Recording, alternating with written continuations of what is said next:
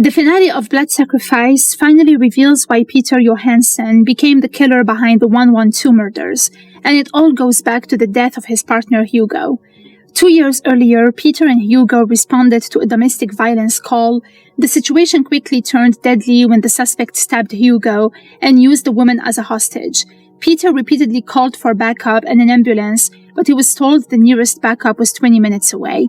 Hugo died before help could arrive. What made the tragedy even worse was that the police later claimed there was no record of Peter calling for backup. Peter became obsessed with finding out who was responsible. His complaints were dismissed, and instead of getting answers, he was effectively blamed for what happened. His anger eventually turned into a campaign of revenge, with his murders becoming elaborate recreations of Alma's favorite painting, Midwinter Sacrifice. The painting is important because it depicts a king being sacrificed after repeated failures to save his kingdoms. Peter uses the same idea in his murders, turning people into sacrifices for what he believes is the greater failure of the police system.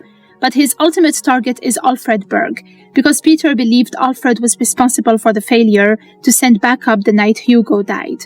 By the finale, Peter has kidnapped Alfred and recreated the final part of his disturbing tableau. He deliberately injures Alfred and waits for someone to discover him, knowing that his son Thomas will eventually come looking for his father.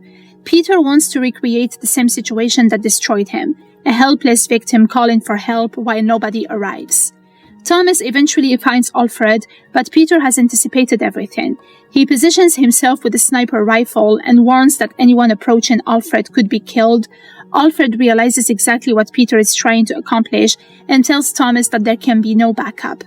That moment is crucial because Thomas is being forced to confront the same impossible choice Peter faced when Hugo died. Alfred even tells him to leave and return to his family, warning him not to sacrifice his entire life for the police, but Thomas refuses to abandon his father. Then the biggest revelation of the episode finally comes. Lucas admits that he was responsible for dispatch that night. Peter did call for backup, the call simply wasn't properly recorded, and the police later allowed Peter to take the blame. More importantly, Lucas reveals that Alfred's name was given to Peter as the person responsible for dispatch. This explains why Peter has spent so much time targeting people connected to the police system, and why Alfred has become the final target of his revenge. Peter shoots Alfred, and Thomas finally confronts him.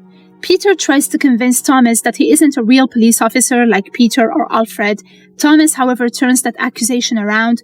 To him, being a real police officer doesn't mean becoming obsessed with revenge or sacrificing innocent people. It means protecting people and being willing to put yourself in danger for them. The two men fight, eventually falling from the ledge. Thomas survives with serious injuries, while Alfred also survives despite being badly wounded. Peter's revenge is finally over. Peter is exposed as the perpetrator behind the 112 murders. He's fired from the police force, and the investigation establishes that his killing spree began with the murder of police officer Marina Johnson before escalating into the larger series of killings.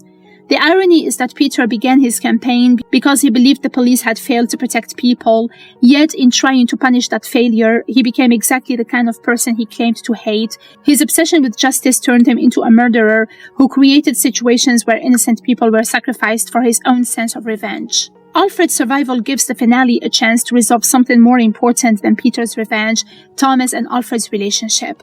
Throughout the story, Alfred represented the older generation of policing, the career that consumed his life and damaged his relationship with his son. At the end, however, Alfred comes to pick up Thomas from the hospital himself. Thomas points out that he didn't have to come. Alfred admits that he wanted to. Their familiar, sarcastic relationship returns, showing that despite everything, there is still a bond between them. They listen to Brother by First Aid Kit, joke with each other, and leave together. It's a quiet ending after such a violent finale. Peter spent years believing that sacrifice was necessary to fix what had been broken. Thomas chooses something different. He refuses to sacrifice his father, his family, or himself for revenge. And that's what brings the story full circle. Peter couldn't let go of Hugo's death, but Thomas survives his own tragedy without allowing it to consume him. The 112 murders are finally over. Alfred and Thomas are still alive, and father and son get another chance to repair the relationship that both of them nearly lost. The final irony is that Peter wanted his Midwinter sacrifice to end with another death. Instead, the final sacrifices survive, and the cycle Peter created finally ends.